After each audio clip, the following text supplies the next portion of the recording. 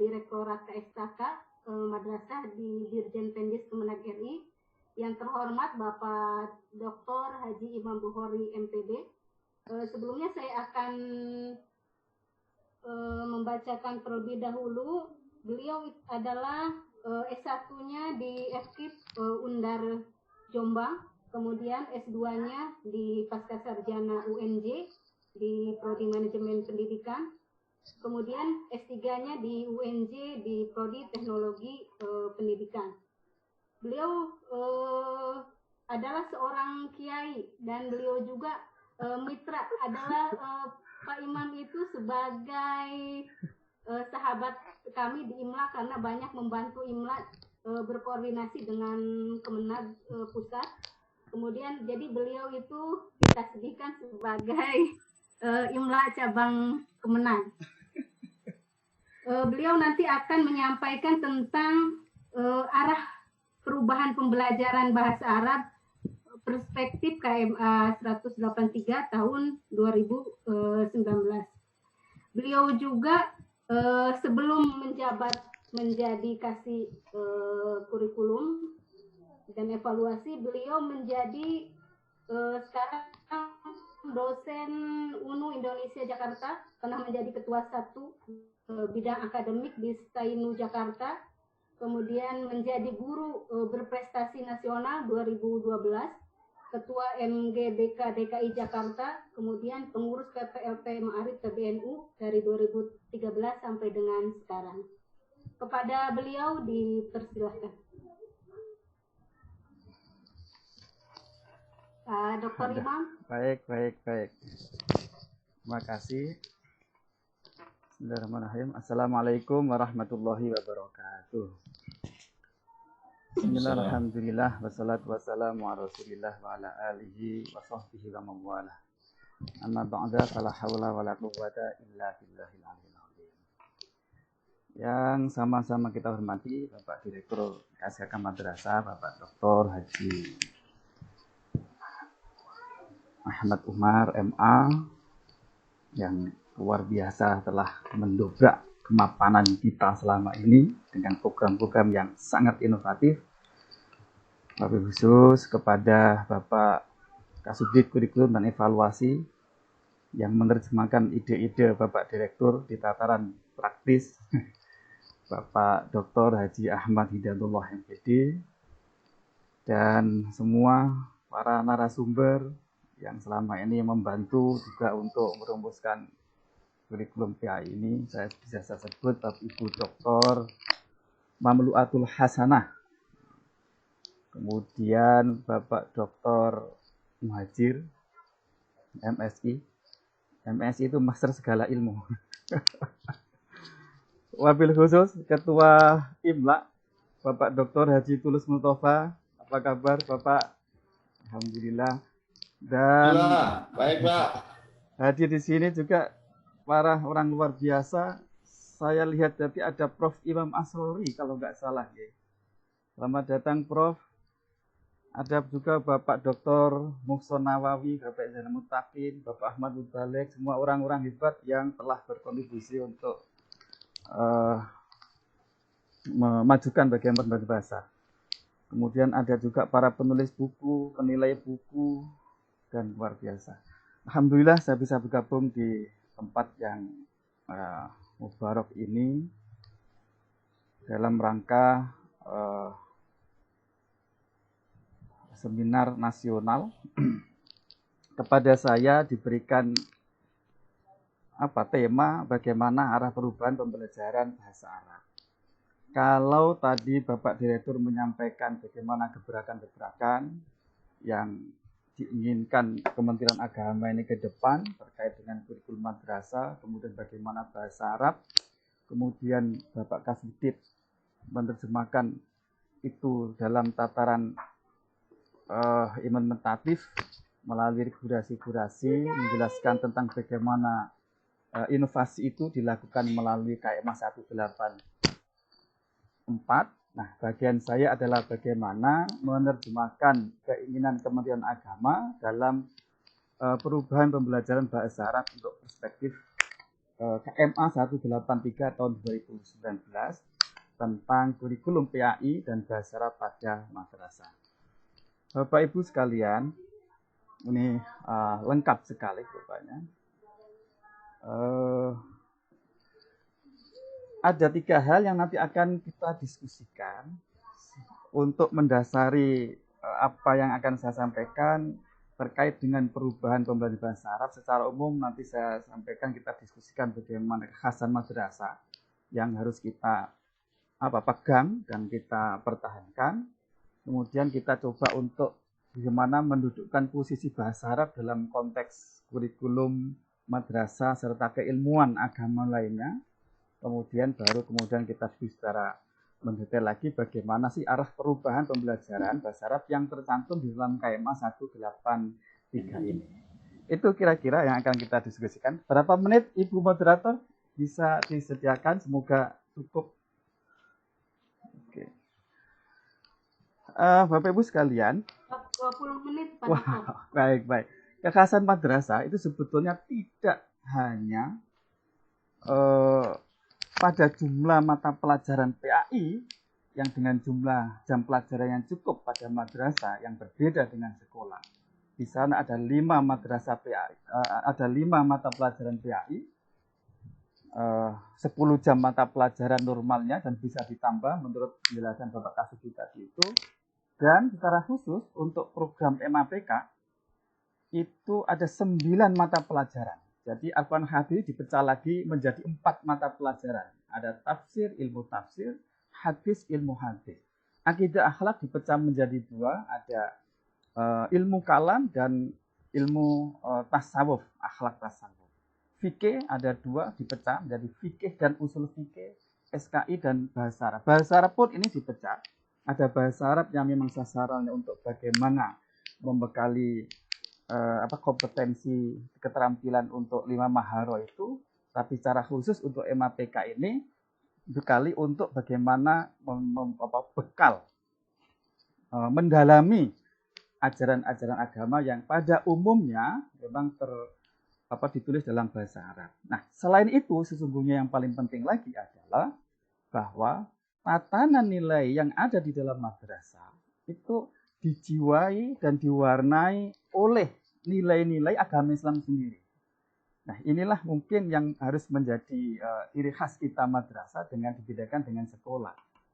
Nah, ajaran-ajaran Islam yang dikembangkan mesti harus moderat, tidak ekstrim kanan dan ekstrim kiri, mengingat bahwa akhir-akhir ini perkembangan keberagamaan kita sudah mulai ada kecondongan ke ekstrim kanan maupun kiri. Nah, kita madrasah harus mampu mendudukkan bagaimana pemahaman agama itu diposisikan dalam posisi yang tengah, moderat.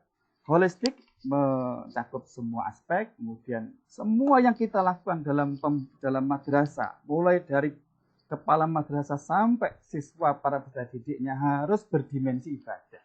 Serta orientasinya diarahkan untuk bagaimana menggapai kebahagiaan dunia dan sekaligus akhirat. Jadi sekaligus akhirat. Kenapa ini menjadi penting? Karena di tengah-tengah kehidupannya semakin modern, hedonis, materialistis, dan sekuleristik ini menjadi penting kita kembalikan ruh madrasah yang dulu lahirnya madrasah itu sesungguhnya dari pendidikan-pendidikan pesantren yang kental dengan nilai-nilai keakhiratan, nilai ukhrawi ini. Nah, sekali lagi, mengawinkan 2 hal inilah menjadi ciri khas madrasah. Jika madrasah tidak mengembangkan 2 hal ini, saya kira kemadrasahnya dipertanyakan. Baik Bapak Ibu sekalian. Nah, bagaimana posisi bahasa Arab di dalam kancah ilmu syar'i? Kalau Al-Ghazali misalnya membagi ilmu itu ada syar'i wa syar'i. Dan syar'i itu kemudian dibagi ada ilmu usul yang mencakup ilmu Quran, hadis, ijma' athar sahabi, yang 4 inilah menjadi dasar utama dari agama. Kemudian dari situ muncul ilmu furu' termasuk akhlak, tasawuf, fikih dan seterusnya. Kemudian ilmu qadimah, ilmu mutamimah, penyempurna. Nah, bahasa Arab itu sesungguhnya adalah termasuk ilmu qadimah, ilmu pengantar untuk bagaimana memahami Al-Quran, hadis, ijma' dan para athar sahabat itu. Artinya apa? Artinya konsekuensinya bahwa belajar bahasa Arab sesungguhnya bukan untuk bahasa itu sendiri. Tapi ia sesungguhnya adalah menjadi pengantar juga untuk bagaimana memahami syariat, memahami aturan-aturan hukum-hukum yang tercangkup di dalam Al-Quran, hadis maupun ijma' para sahabat. Bapak Ibu sekalian, karena itulah bahasa Arab ini kedudukannya mulia di dalam syariat itu bukan karena bahasa Arabnya sebenarnya. Kalau bahasa Arabnya sebagai bahasa itu sama dengan bahasa Indonesia, bahasa Jepang, bahasa Inggris. Namun ia menjadi sangat mulia itu karena semata-mata menjadi perantara untuk bagaimana memahami ilmu usul tadi, yaitu Al-Quran, hadis, ijma'. Nah, karena itulah belajar bahasa Arab ini pun tidak boleh ketika mempelajari bahasa Arab di madrasah, tidak boleh lepas dari konteks itu. Konteks ibadah. Konteks bahwa ia sedang melakukan sesuatu yang sangat luhur, yaitu mempelajari syariat itu sendiri. Nah, karena itu nanti pada akhirnya ya, baik ilmu syar'i, ghairu syar'i, ilmu umum, ilmu agama, okelah, dualisme itu, tapi apapun itu, apakah termasuk sebagai ukhrawi maupun duniawi, itu sangat tergantung kepada bagaimana niat ketika mempelajarinya. Termasuk dalam konteks ini adalah belajar bahasa Arab untuk bisnis, belajar bahasa Arab untuk komunikasi internasional, untuk kepentingan pariwisata, untuk kepentingan apalagi komunikasi global, semuanya apakah itu ukhrawi atau duniawi itu dikembalikan kepada niat belajarnya itu. Jadi tidak bisa dijadifikasi, oh kalau belajar bahasa Arab untuk kepentingan bisnis kemudian itu duniawi, tidak bisa.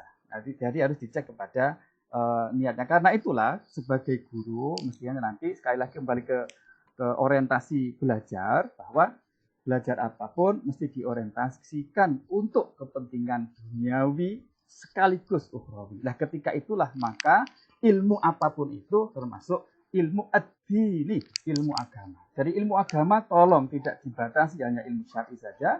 Ilmu ghairu syar'i, ilmu umum itu termasuk bisa kategori ilmu agama kalau itu dijadikan sebagai wasilah untuk ukhrawinya.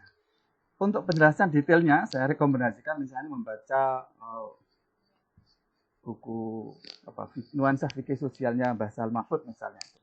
Jadi, saya khawatir bahwa nanti kalau ada anak-anak kita belajar ilmu bahasa Arab detail, kemudian itu diperuntukkan bisnis dan seterusnya, kemudian ini dituduh sebagai hanya kepentingan duniawi belaka. Padahal itu tidak.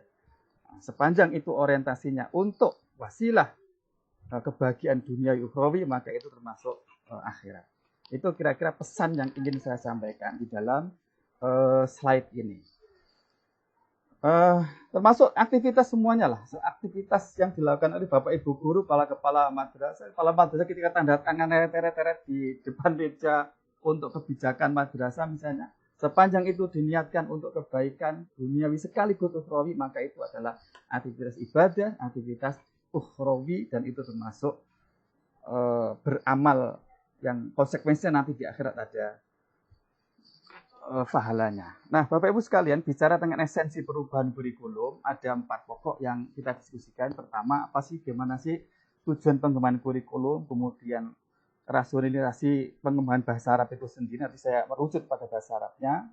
Karakteristik kurikulum bahasa Arab yang diinginkan dalam kurikulum madrasah perspektif 183 itu kayak apa, kemudian pola pikir dalam pembelajaran dan penilaiannya nanti ke depannya kayak apa ya, yang diamanatkan di dalam KMA 183 ini. Nah, Bapak Ibu sekalian, ini kira-kira tujuan pengembangan kurikulum madrasah. Kalau aspek PAI oke, bisa dibaca. Saya ingin fokus pada tujuan bahasa Arab.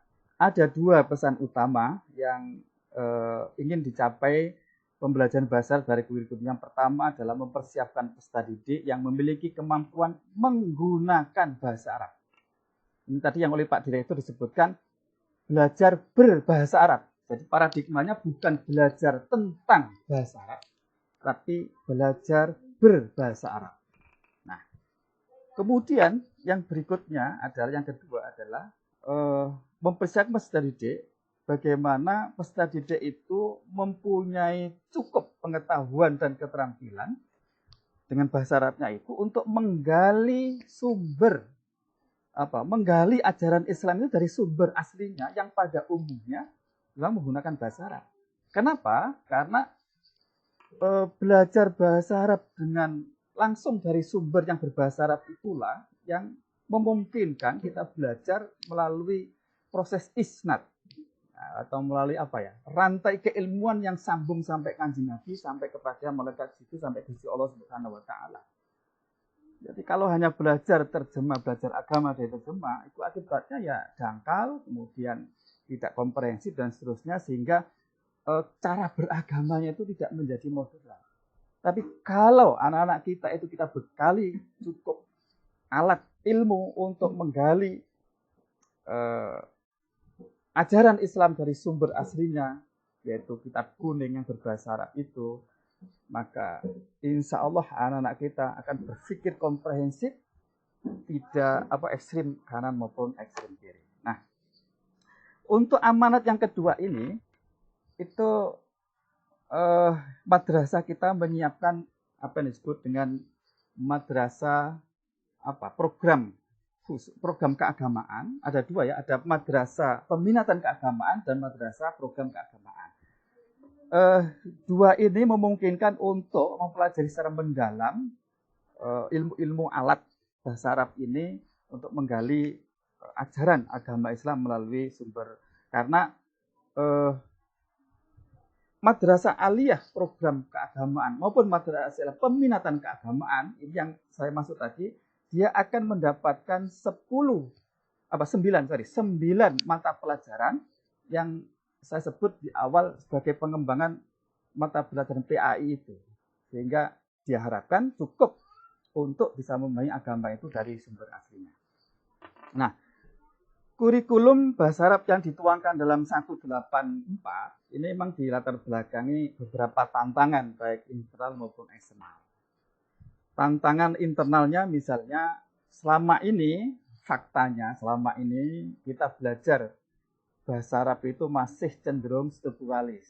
Dalam implementasinya ya, sebetulnya sih menurut beberapa kajian KMA 165 itu sudah diarahkan untuk komunikasi. Namun implementasinya masih terkendala selalu strukturalis. Strukturalis artinya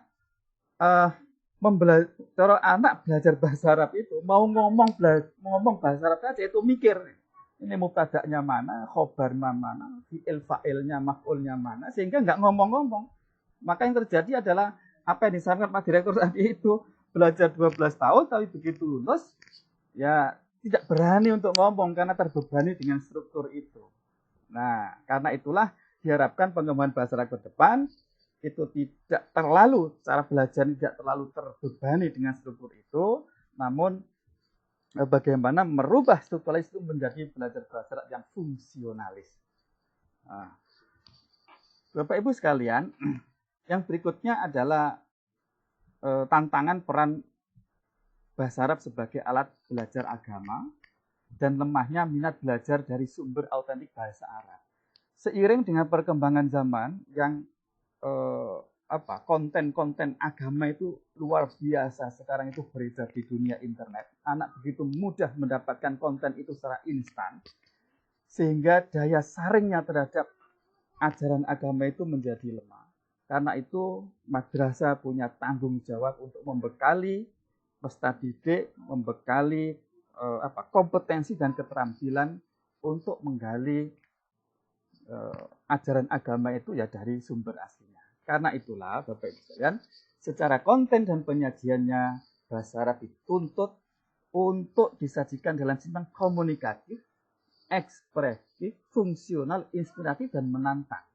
Inilah tantangan para insan yang menekuni bahasa Arab ke depan, termasuk IMLA. Saya kira harus ikut mengambil tanggung jawab ini, bagaimana mengemas pola pembelajaran bahasa Arab itu betul-betul komunikatif, ekspresif, fungsional, artinya bisa digunakan untuk ngomong, kemudian inspiratif dan menantang.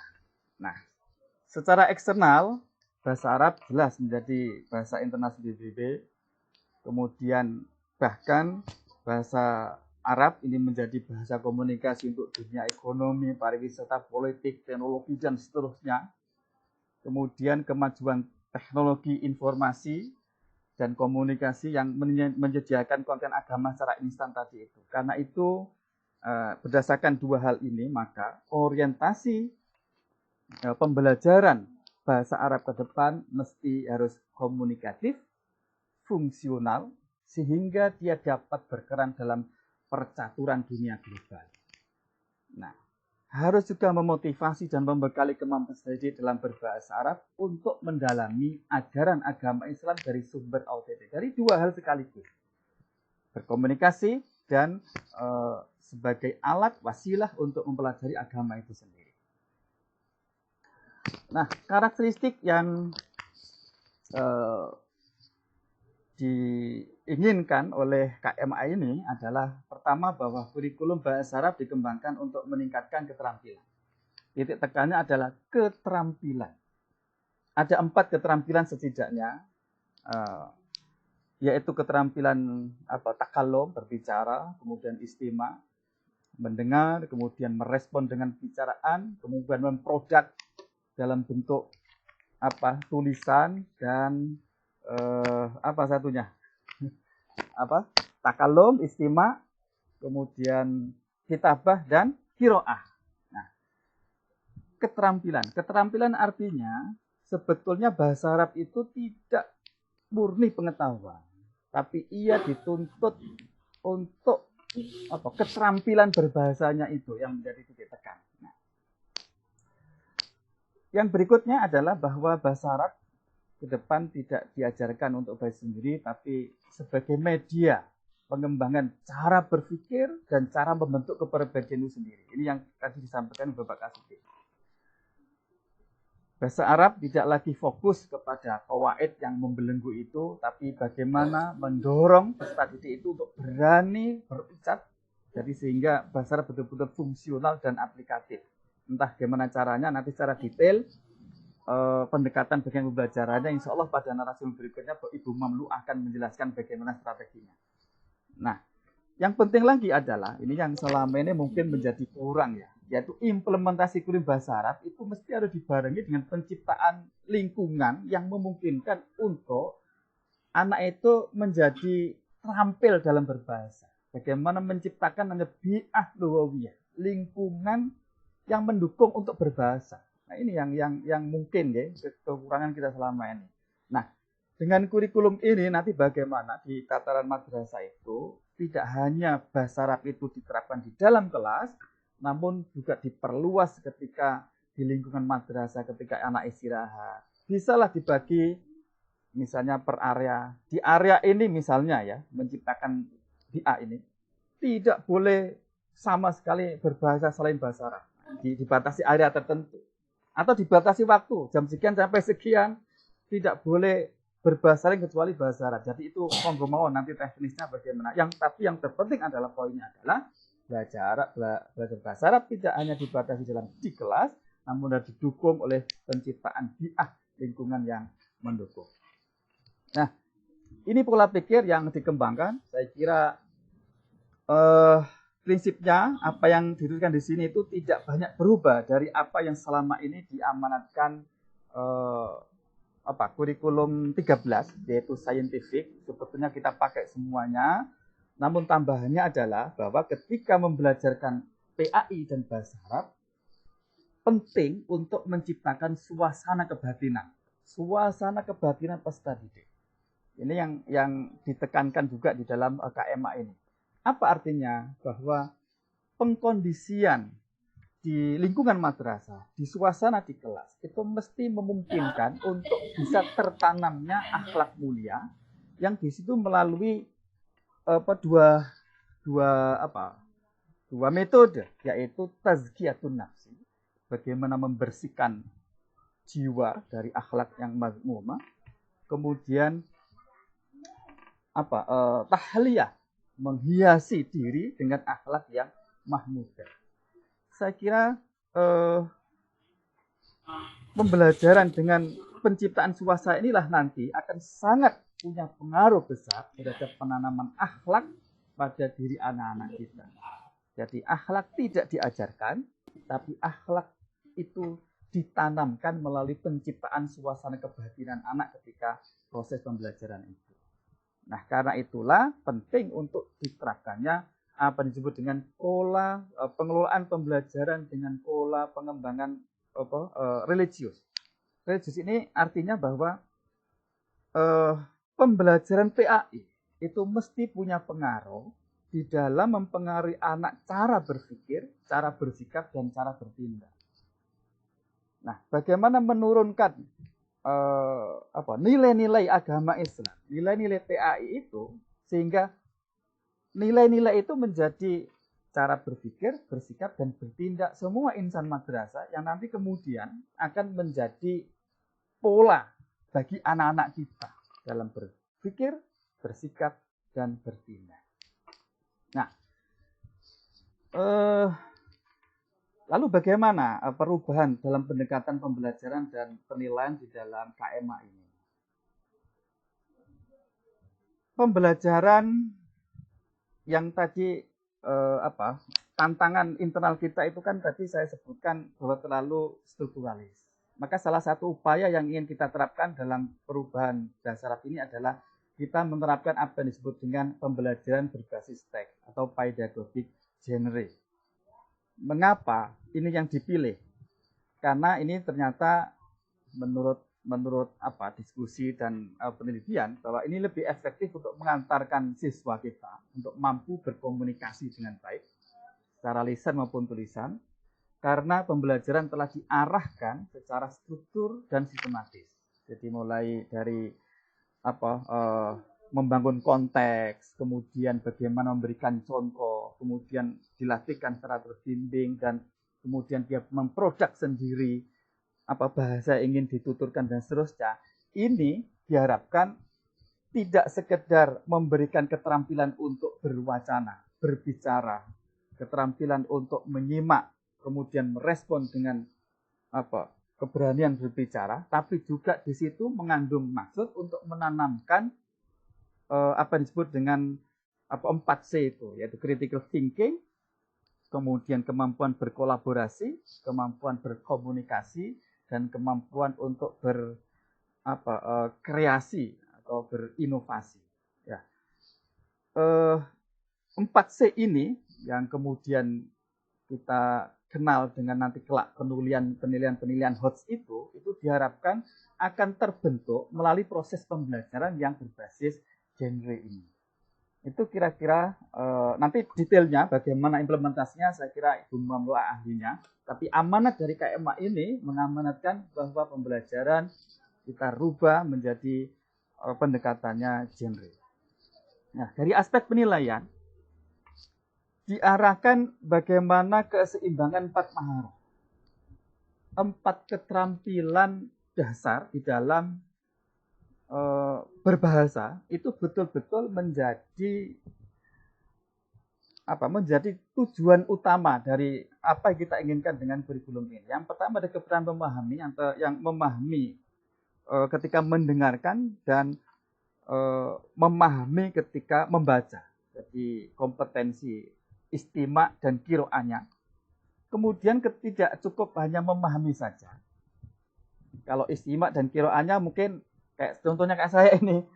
Insya Allah lah kalau istima kiroah saya bisa juga sedikit-sedikit baca kitab kuring, tapi kalau suruh memproduk, suruh ngomong, lah ini angkat tangan saya. Nah, kelemahan ini nanti ke depannya bisa dioptimalkan, ditangani melalui genre ini, yaitu bagaimana penilaian juga nanti difokuskan pada bagaimana memproduksi atau merespon bahasa dengan cara kitabah, menulis, dan takalum berbicara.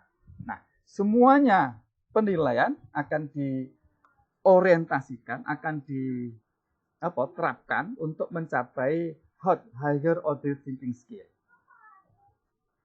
Inilah kenapa Bapak Ibu sekalian tahun 2018 2018 ingat saya, bahasa Arab itu dikeluarkan dari UMBN. Ia dikeluarkan kemudian tidak lagi diujikan secara nasional, tapi diserahkan kepada madrasah melalui apa dulu ya, USBN ya, melalui USBN. Pertimbangannya ini, karena ternyata ujian yang dengan komputer itu tidak pernah bisa mengukur ketercapaian peserta didik kita dalam terampil untuk mendengar, membaca, menulis, dan berbicara. Nah, diharapkan ke depan penilaian dalam pembelajaran bahasa Arab ini betul-betul fokus pada keterampilannya ini. Jadi bukan pada kognisi pada pengetahuannya, tapi keterampilannya. Itu salah satu alasan kenapa bahasa Arab dulu menjadi USBN bukan menjadi UMBN.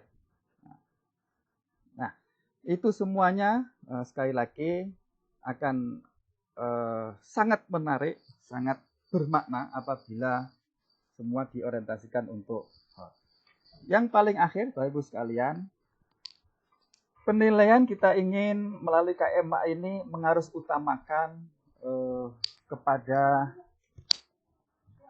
apa yang disebut dengan assessment as learning dan assessment for learning.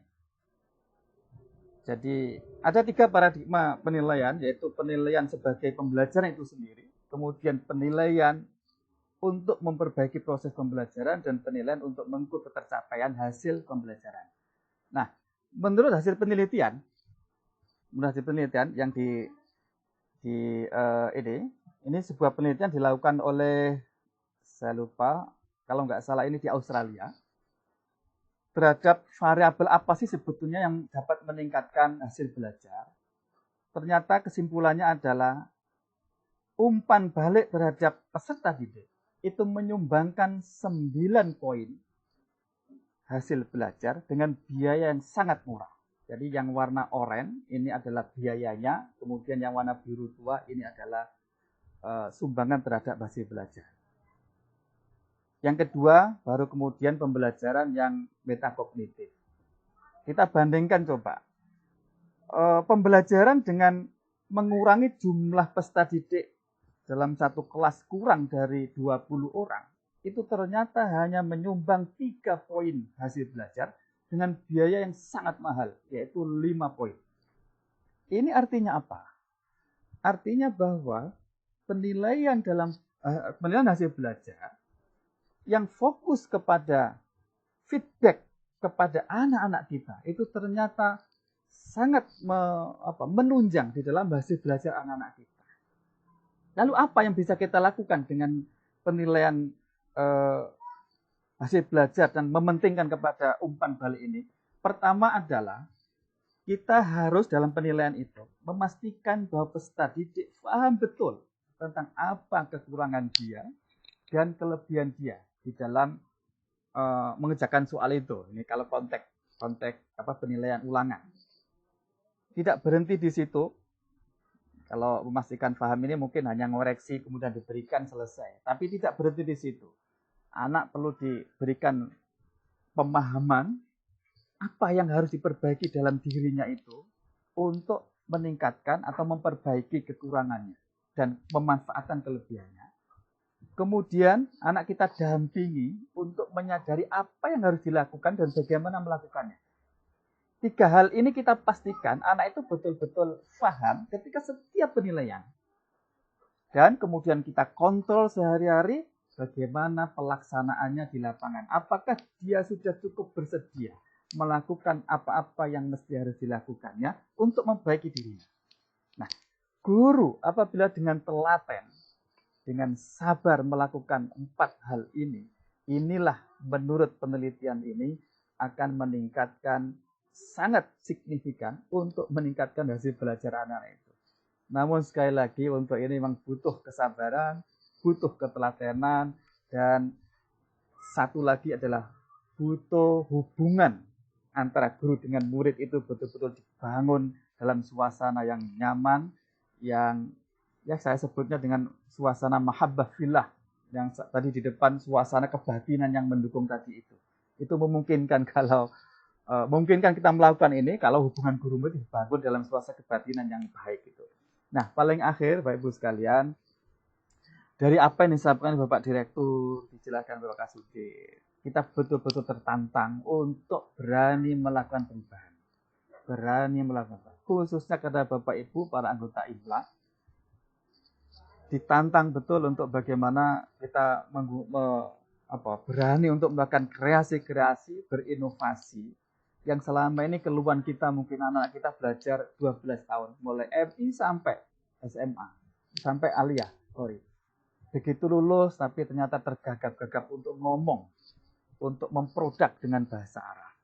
Saya kira itu tantangannya dan itu kata kuncinya, berani berkreasi, berinovasi, dan satu lagi, mengadaptasi terhadap teknologi.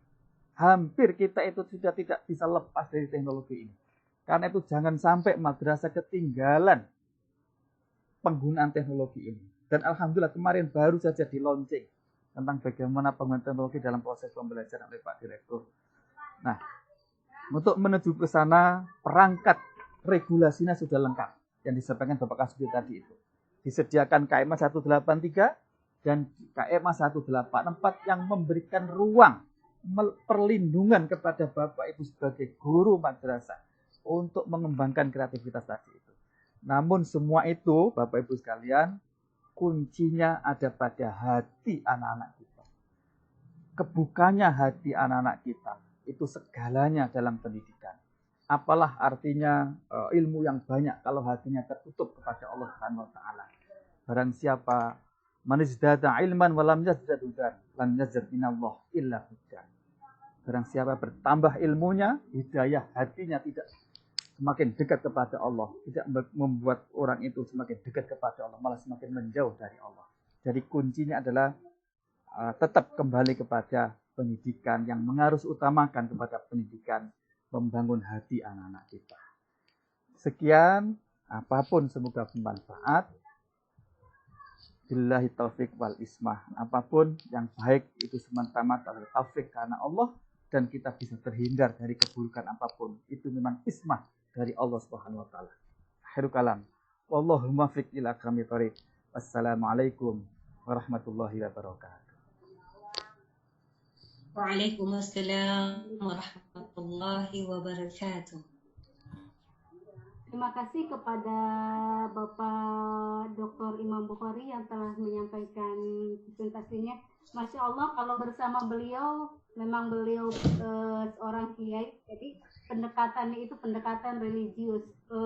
Dari semenjak saya kenal beliau, beliau itu selalu mengingatkan bahwa seluruh aktivitas kita dari pendampingan buku, membuat buku itu diniatkan untuk ibadah. Ada yang menarik yang beliau sampaikan, beliau menyampaikan sangat runut dan sangat komprehensif, dimulai dari tujuan pembelajaran hingga penilaiannya, bagaimana pengejawantahan atau penerjemahan perubahan pembelajaran bahasa Arab dalam kurikulum yang baru ini. Kemudian beliau juga menyampaikan dan mengingatkan kita kembali bahwa belajar bahasa Arab itu tidak boleh lepas dari niat untuk ibadah. Kemudian tujuannya yang sangat penting ini, tujuan menggunakan bahasa Arab sebagai alat komunikasi global, kemudian alat untuk mendalami agama dari sumber yang otentik.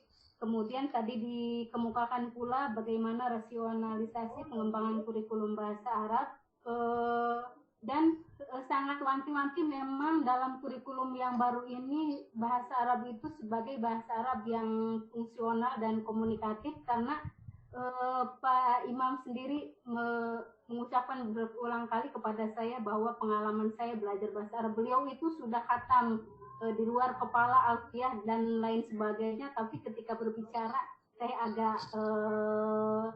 agak kagok istilah kalau Sundanya kata beliau. Jadi mudah-mudahan nanti dengan kurikulum yang baru ini pembelajaran bahasa Arab itu betul-betul pembelajaran yang komunikatif, ekspresif, fungsional, dan inspiratif. Karena waktu kita semakin mepet, mari kita beralih ke narasumber yang selanjutnya. Beliau adalah Dr. Mamlu Atul Hasan MPD. Mamlu ini sebagai Ketua Prodi Pendidikan Bahasa Arab di UIN Malang.